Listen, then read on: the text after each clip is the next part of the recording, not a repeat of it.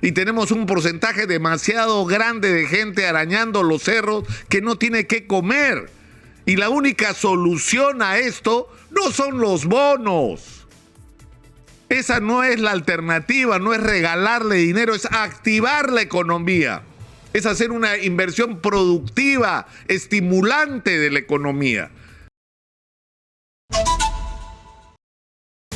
Esta mañana, Guido Penano, en la secuencia económica que tiene en el programa que conduce Manuel Rosas, ha hecho una advertencia sumamente preocupante sobre lo que amenaza a la economía peruana, y no solo a la peruana, porque esto se está hablando en el mundo, de un fenómeno que se denomina estanflación, que es lo peor que le puede pasar a una economía, porque hay fórmulas para enfrentar la inflación y fórmulas para enfrentar la recesión. El problema es qué pasa cuando las dos cosas ocurren a la vez.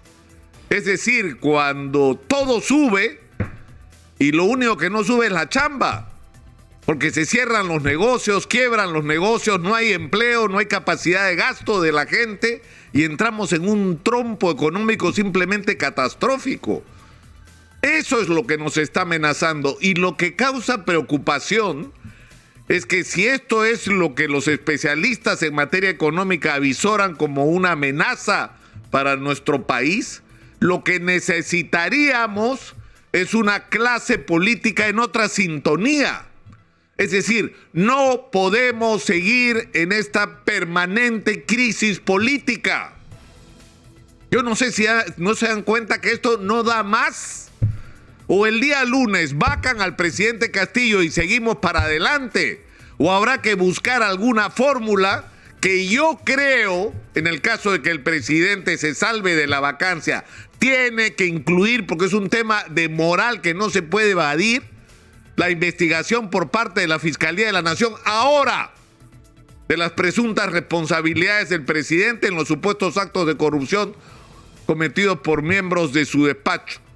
Ahora tiene que hacerse esa investigación, pero lo que hay que hacer es enfrentar con urgencia las tareas que el Perú tiene, que significa tomar medidas para contrarrestar el impacto de la guerra en Rusia, la subida internacional de los precios de productos tan importantes como el petróleo y el trigo, que están impactando la economía de todos los países del mundo y de la que nosotros no estamos exceptuados, y que requiere además el tomar las medidas que son indispensables luego de esta pandemia.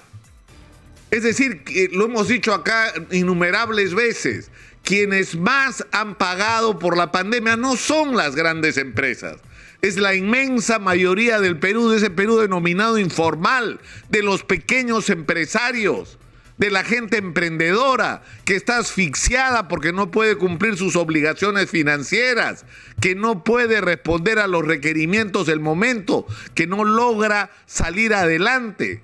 Y por el otro lado, gente que desesperadamente busca chamba de cualquier tipo y termina saliendo a la calle, convirtiéndose en ambulante, en vendedor informal, en minero ilegal y hasta en cultivador de coca, porque de algún lado tiene que salir el dinero para mantener a su familia o por lo menos sobrevivir. Y tenemos un porcentaje demasiado grande de gente arañando los cerros que no tiene qué comer. Y la única solución a esto no son los bonos. Esa no es la alternativa, no es regalarle dinero, es activar la economía. Es hacer una inversión productiva, estimulante de la economía. Y una de esas actividades es ponerse a construir todo lo que hay que construir en el Perú. La ventaja que tenemos es que el precio de los minerales está disparado, pero ¿hace cuánto tiempo que venimos hablando de eso? Y yo pregunto, ¿cuántos nuevos proyectos mineros tenemos? ¿Qué tipo de convocatoria hemos hecho como país a los inversionistas internacionales para que vengan a sentarse en una mesa en el Perú y ponerles en una pizarra o en una pantalla todo lo que tenemos para ofrecerles? Es decir, ¿cuánto tiempo vamos a esperar para que se tomen medidas audaces, porque tienen que ser audaces y creativas, para romper el bloqueo a los proyectos de irrigación, para expandir la agricultura de agroexportación ¿Y en qué momento vamos a tomar iniciativas más audaces para incorporar la micro y pequeña producción, la producción agrícola familiar, sacarla de la pobreza e integrarla a la modernidad, lo cual incluye incorporarla también a las cadenas de agroexportación? Es decir, hay montones de cosas que hay que hacer en el Perú, para lo cual, una vez más, necesitamos a la gente adecuada en el lugar adecuado. Necesitamos buenos ministros. No ministros que pertenezcan a tal o cual partido, que te dan los votos en el Congreso para impedir la vacancia. No puede ser. No podemos seguir en esta situación. Y tiene que haber acá un esfuerzo de ambas partes. Pero esto tiene que resolverse ya. El país no puede seguir esperando, porque lo estamos pagando todos. Exitosa. Y lo están pagando sobre todo los más pobres, los más vulnerables, los que no tienen de dónde agarrarse, los que no tienen ahorros, los que no tienen qué vender. ¿Qué es lo que está pasando? Vender lo que tienes para sobrevivir. Yo creo que la clase política tiene que recibir el mensaje. La cantidad de conflictos sociales que hay en todo el país, que empiezan a explotar uno tras otro y que están yendo en una tendencia sumamente peligrosa a la concentración, y que esto podría terminar en una paralización nacional, con el Perú entero parado, con la gente harta, que además no quiere saber nada ni del presidente Castillo ni del Congreso de la República, porque está harta de todos los políticos. Y lo que va a querer es que se vayan todos.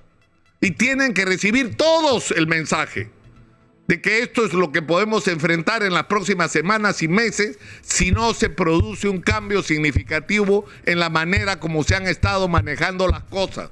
¿El acuerdo nacional es un espacio? Por supuesto que sí. Pero hay que usarlo y aprovecharlo con responsabilidad. Pero sobre todo, asumir compromisos y cumplirlos, pues. Porque eso es otro problema. El acuerdo nacional parecen esos compromisos que hacen los ministerios con las comunidades que protestan. Firman papeles que se quedan ahí tirados. Y no se ejecuta lo que está ahí escrito, que se supone recoge los acuerdos de consenso entre todas las fuerzas políticas y los representantes de la sociedad civil. No se cumplen. Estamos avisados. Nosotros tenemos una posición privilegiada como medio de comunicación. Estamos en una relación directa con la gente. Eso de que exitosa es la voz de los que no tienen voz no es una frase, es una expresión de una realidad. Nosotros le tomamos el pulso a la gente porque hemos aprendido a escucharla.